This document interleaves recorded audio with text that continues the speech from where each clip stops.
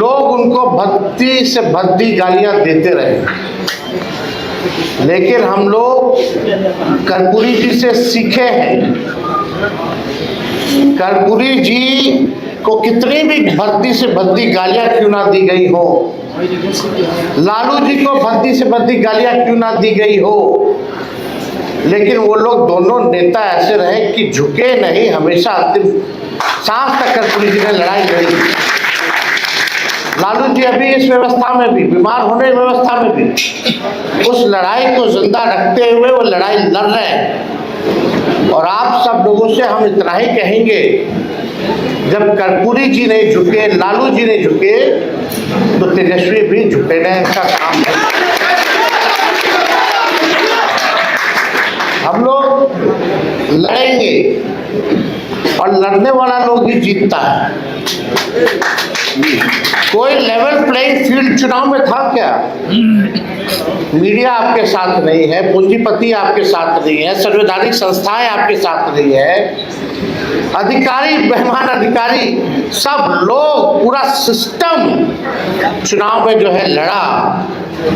लेकिन हमें फक्र है कि भाई इतना सिस्टम लड़ने के बावजूद भी 1,90,00,000 वोट जो है हम लोगों को मिला है।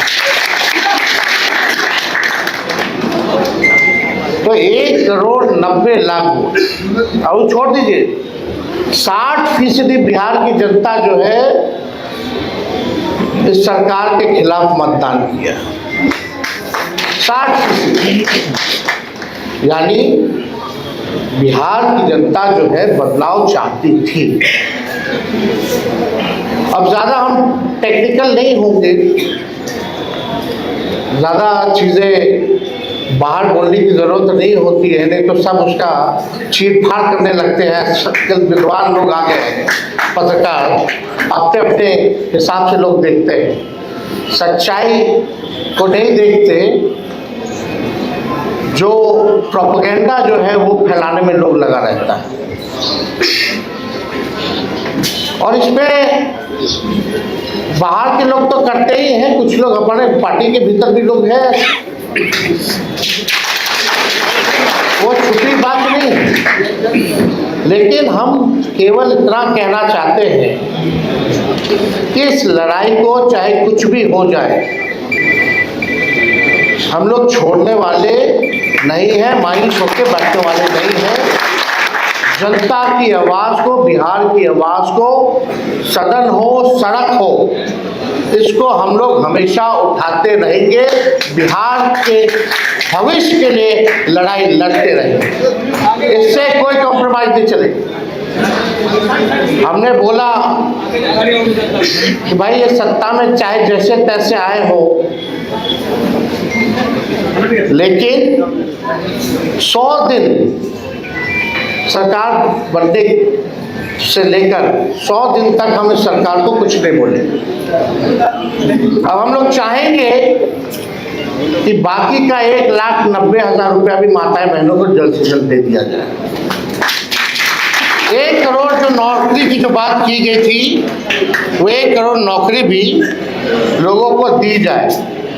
हर जिला में कारखाने और फैक्ट्री लगाने की बात की गई, उसको भी जल्द से जल्द जो है लगवा दिया जाए। जो उन लोगों ने घोषणा पत्र केवल 38 सेकंड में खत्म कर दिया था, कम से कम उम्मीद है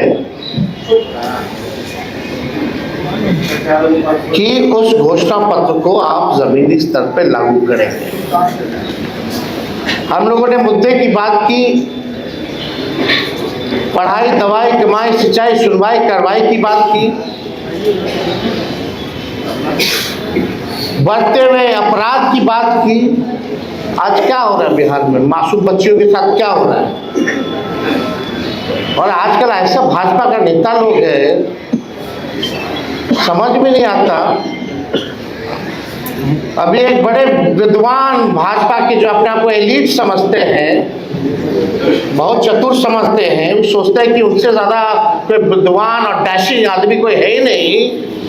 उनका बयान आया कि तेजस्वी बाहर थे तो अपराध कम था, आ गए हैं तो ज्यादा हो गया। गजब बात है। बच्चियों के साथ गैंगरेप हो रहा है, बलात्कार हो रहा है, हत्या हो रहा है, और इस सवाल को मजाक तो उड़ा दिया जा रहा है। क्या लगता है इन लोगों के पास कोई रिस्पॉन्सिबिलिटी या कोई जिम्मेदारी बनती है? निफिक्र है। इनको ये भी पता है कि तेजस्वी अपराधी है, तो भाई जेल में बंद करो ना। अगर मेरे ना रहने पे भी तुमको तकलीफ थी, रहने पे भी तकलीफ है, चुप्पी साधे हुए तब भी तकलीफ है, बोलते हैं तब भी तकलीफ है। पूरा चुनाव हो गया, बिहार में जश्न नहीं मना, केवल भाजपा कार्यालय और जदयू कार्यालय में केवल मना, पूरे बिहार में नहीं बना। चर्चा चुनाव के बाद तेजस्वी की हारने की हो रही है, ना कि इनकी जीतने की हो रही है।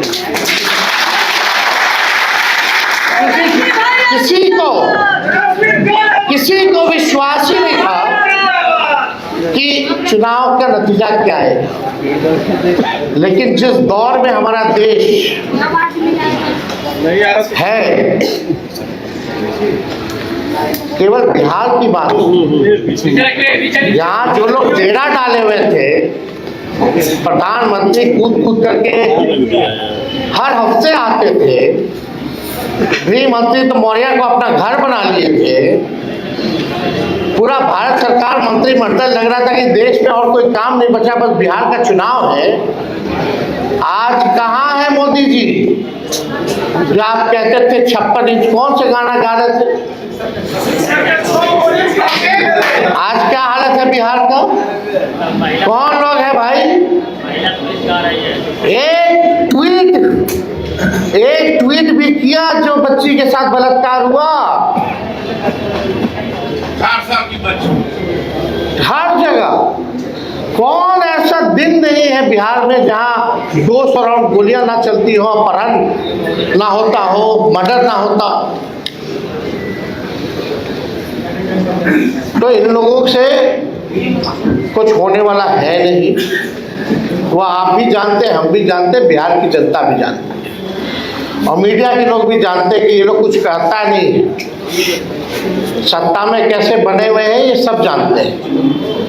सत्ता का दुरुपयोग करना, तंत्र मंत्र लगाना, धन तंत्र लगाना, अधिकारी लगाना, पैसे का खेल करना, संवैधानिक संस्थाओं को हाईजैक करके अपने पार्टी के लिए इस्तेमाल करना, सब लोग जानते हैं। लेकिन हम इतना कहेंगे कि ये लड़ाई की अभी बस शुरुआत है, और हम लोग लड़ेंगे और लड़ करके जीतेंगे। और हम लोगों को चाहे भाजपा हो, ही हो, वो हो, लोग परिवारवाद की बात करते थे। आज पूरा भाजपा का मंत्रिमंडल उठा करके देख लीजिए तो भाई कौन है? नितिन नवीन जी को भी हम बधाई देते हैं, राष्ट्रीय अध्यक्ष बने भाजपा के। उनके पिता भी क्या थे? हाँ, वो परिवारवादी नहीं है, लेकिन उनको राष्ट्रीय अध्यक्ष बनाया गया कि नहीं बनाया गया? तो कितना लोग, और ऐसे ऐसे लोगों को मंत्री बनाया गया कि भाई कहीं जीता नहीं, लड़ा नहीं। तो हमको तो इस सब पे बोलना नहीं है, सब लोग देख रहे हैं। लेकिन अब हम सब लोगों को गंभीर होकर बिहार के भविष्य को, अगर बिहार को बचाना है तो सबको एक होकर के लड़ाई लड़नी पड़ेगी। और अभी तो सत्र शुरू होगा 2 तारीख से, बजट सत्र शुरू होगा, पार्लियामेंट भी चलेगा। उसके बाद हर जिले का हम लोग कार्यक्रम बना करके, घूम करके हम लोग जो है नया मजबूत संगठन जो है बूथ वाइज जो है हम लोग बनाने का। तो आप सब लोग बड़े देर से आप लोग यहाँ हैं, आप सब लोगों को धन्यवाद देते हैं। और परसों हमको लगता है कि रिपब्लिक डे भी है, उसकी भी आप लोगों को शुभकामनाएं हैं। बस एकदम लगे रहिए, अन्याय के खिलाफ लड़िए।